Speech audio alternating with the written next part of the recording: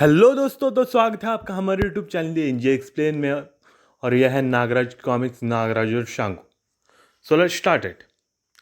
Asian crew Chango के गिरोह के खूंखार लोगों ने सिल्वरलैंड के राज परिवार का कत्ल कर दिया था। सिर्फ राजकुमारी ताकाशी ही उनके चंगुल से बचकर भागने में सफल हो सकी थी।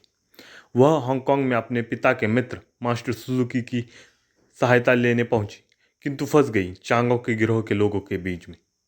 नागराज की मदद से किसी तरह वह मास्टर सुजुकी तक पहुंचने में सफल हो गई।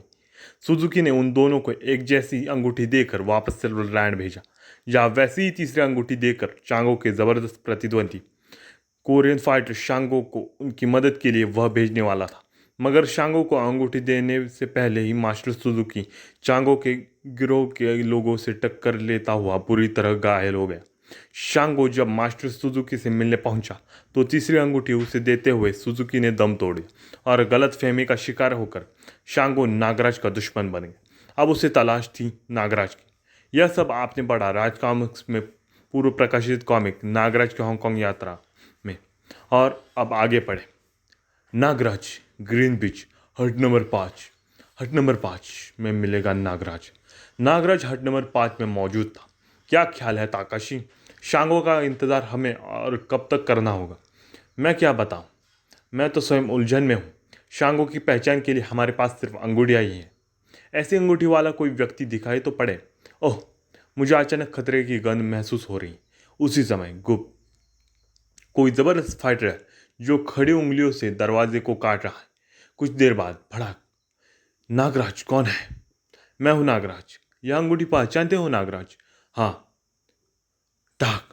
तो फिर मरने के लिए तैयार हो जा। जिसके बाद नागराज और शांगो के बीच में लड़ाई होती है, लेकिन नागराज शांगो पर भारी पड़ता है। तुमने इसी तरह जहरीली गैसों का इस्तेमाल करके सुजुकी को काबू में लेकर कत्ल किया होगा, लेकिन शांगो ऐसे हमलों का आदी है। सुजुकी का कत्ल? शांगो, तुम्हें धोखा हुआ है। मैंने सुजुकी का कत्ल नहीं किया, और मुझ पर इतने हमले करने के बाद भी तुम इसलिए जिंदा हो क्योंकि मैंने तुम्हें जिंदा अपना दोस्त समझा है। वरना देखो मेरी ताकत क्या है। नागराज इसके बाद अपने सब सैनिकों को शांगो पर हमला करने के लिए फेंकता है। यह पहला आदमी है जो मेरे सांपों से मुकाबला कर रहा है। ओह सांप ही सांप, यह क्या बला है। मुझे यहाँ से भाग निकलना चाहिए। और शांगो वहाँ से खिड़की से कूदकर भाग निकलता है। मैं तुमसे फिर मिलूंगा नागराज। बेफिक्र रहो दोस्त, मैं तुम्हारे पीछे पीछे आ रहा हूँ। नागराज, आखिर तुमने उसे जाने क्यों दिया? और तुम? मैं भी अभी उससे लेकर यहाँ आता हूँ, तुम यही ठहरो। मुझे शांगो का ठिकाना मालूम करना चाहिए। शांगो गोदी पर लौट आया। नागराज एक खतरनाक किस्म का जादूगर है, लेकिन तभी एक बंदा शांगो पर हमला कर देता है। ओह, लोहे की सलाख तोड़ दी। शांगो उस बंदे पर यानी कि जंबालू पर हमला तो करता है, लेकिन शांगो का हर हमला जंबालू पलट देता है और शांगो पर भारी भी पड़ने लगता है। शांगो उन पर भारी पड़ता है, लेकिन उसे वहां से भागना पड़ता है। शांगो, किसी ने मुझे पुकारा है। गोदी के मजदूर जहाज में कैद थे। हैं तुम लोग इस बड़े पिंजरे में? तुम्हारे जाने के बाद हम पर कयामत टूट पड़ी शांगो। लेकिन यह सब हुआ कैसे? गोदी का मालिक जंबालू नामक शैतान को लेकर आया। उसने हमें उठा उठा कर डैक पर फेंक दिया, और फिर यहाँ मौजूद बंदूकधारियों ने हमें कैद कर लिया। मैं अभी यह सलाखें तोड़ देता हूँ और तुम्हें आज़ाद कर देता हूँ। तभी बच्चू शांगो जंबालू आ गया, और फिर जंबालू शांगो पर रस्सी से हमला करने लगता है और जंबालू शांगो को पकड़ लेता है। अब कहाँ निकलेगा पट्टे, तेरा खून पीऊंगा मैं। जंबालू पर टूट पड़ा। इन मच्छरों की इतनी हिम्मत। जिसके बाद जंबालू अपनी दरिंदगी दिखाते हुए एक आदमी को पकड़ता है और उसके गले में अपने दांत गड़ा कर उसका खून पीने लगता है। खून, गरम खून। शांगो का पीछा करते करते नागराज गोदी तक पहुंच चुका था। तुम सब लोग भाग जाओ। अम्बक ने मुझे रस्सियों के बेहद मजबूत जाल में फांस दिया। यहाँ पर खौफनाक जंग के आसार नजर आ रहे। अब मैं तेरा खून पीऊंगा। तू है ही तू ही वह है शांगो जिसने चांगो बॉस की नाक में दम कर रखा है। और फिर जब जाम्बालू शांगो का खून पीने वाला होता है तभी जाम्बालू के पास एक सांप आता है। और सांप, दूसरा सांप, जिसके बाद वो उसके शरीर पर बहुत सारे सांप रेंगने लगते हैं। और ये सभी सांप छोड़े हुए थे नागराज ने। जब तक वह सांपों से जूझता है मैं तुम्हें आज़ाद कर देता हूँ। तुमने मेरी जान बचाई, अब यह बताने का वक्त नहीं है, पहले उससे देखो। मैं तुम सबको तबाह कर दूंगा। जिसके बाद वो जिसके बाद जम्बालू नागराज और शांगू दोनों पर भारी पड़ता है। लेकिन इसी बीच जम्बालू का पाँव गोदी की लकड़ियों के टूटने से गोदी की उन्हीं लकड़ियों में फंस जाता है और उसे कुछ सांप काट भी लेते हैं। उस पर जहर का असर चढ़ रहा है, वह पागल हो गया है। खून पी जाऊंगा सबका। जहाज तबाह हो रहा है, चलो अब निकल चलो। जम्बालू पागल हुआ है, तबाही से वह खुद भी नहीं बचेगा। कुछ ही क्षणों बाद जहाज डूब जाता है और नागराज तैरते तैरते किनारे तक आ जाता है शांगो के साथ। जहाज के साथ साथ जम्बालू भी पानी में गर्क हो गया। मेरा ख्याल है कि तुम यह गोदी छोड़ दो। नहीं, मैंने उन्हें सबक पढ़ा दिया, वे अब इस तरफ कभी नहीं आएंगे। बचे कुछ मजदूरों को लेकर मेरे साथ चलो। गोदी के मालिक और उसके गुंडों ने मजदूरों को भून दिया होगा। नहीं, मैंने उन्हें सबक पढ़ा दिया है, वे अब इस तरफ कभी नहीं आएंगे। लेकिन व्यू फील्ड वालों को यहाँ तुम्हारी मौजूदगी का पता चल चुका है शांगो, इसलिए तुम्हें यह स्थान छोड़ना होगा। गोदी के बच्चे कुछ मजदूरों के साथ शांगो और नागराज चल पड़े। गरीबों की इस बस्ती में हम शरण लेंगे। नागराज बस्ती के सरदार के पास पहुंचा।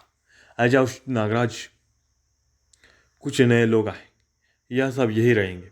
यह शांगो है जिसका मैंने तुमसे जिक्र किया था। ओह, कोरियन फाइटर शांगो, तुम्हारा दोस्त, वही जिसका तुम इंतजार कर रहे थे। गोहिमा गोहिमा गोहिमा गोहिमा गोहिमा का मतलब होता है नमस्कार। फिर नागराज ने शांगो को पूरा किस्सा सुनाया। मुझसे बड़ी भूल हो गई नागराज। सुजुकी ने मुझे अंगूठी दी और मैं ये समझा कि यह कातिल की पहचान है, जबकि सुजुकी ने हम तीनों को पहचान के लिए अंगूठियाँ दी थी। यहाँ आकर हमने इस बस्ती को सिल्वरलैंड की स्वतंत्रता संग्राम का केंद्र बनाया है। हमारे सहयोगी इसी जगह से संपर्क बनाए हुए हैं। सुबह मालूम हुआ है कि चांगो हांगकांग से सब कुछ समेट कर यहाँ आ गए हैं। इसका मतलब मास्टर सुजुकी के हत्यारे वही लोग हैं, क्योंकि चांगो जानता है कि सुजुकी की मौत के बाद हांगकांग में क्या तूफान आएगा। सुजुकी के शिष्य छोड़ेंगे नहीं शांगो को। हमें एक ही रात में सारा काम समाप्त करना है शांगो। 2 जगह एक साथ हमले होंगे, एक मोर्चा तुम संभालोगे और दूसरा मैं तैयार हूँ।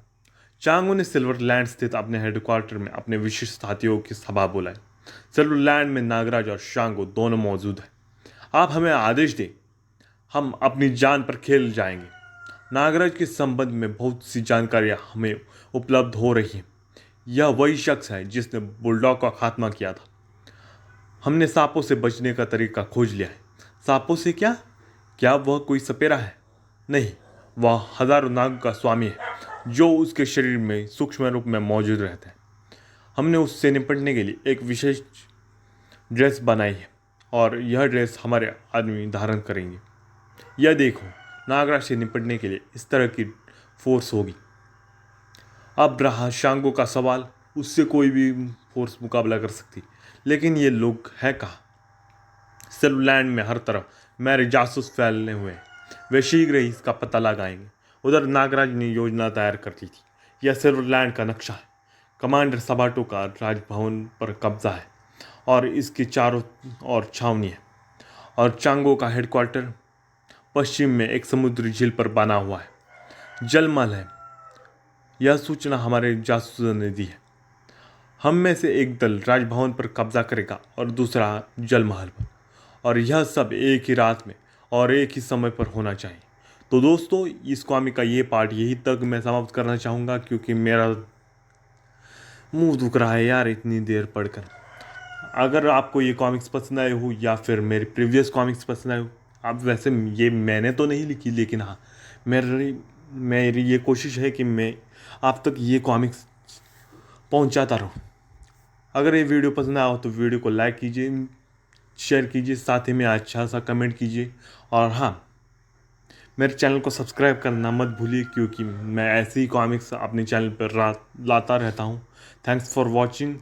जय भारत, वंदे मातरम।